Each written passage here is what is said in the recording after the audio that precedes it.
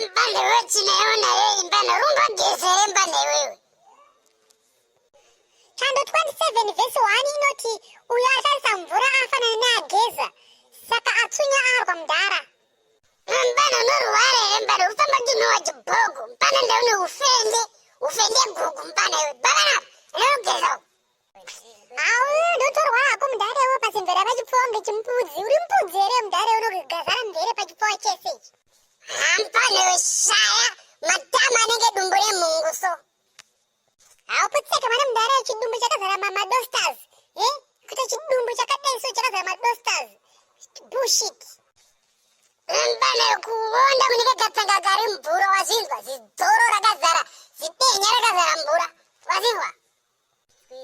Hauputseka mana hurekure kwepfunye tswe.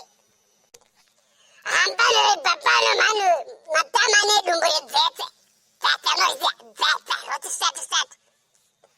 Haha, urekure kwepfunye tswe mudhara wadakurwa pasi tswe.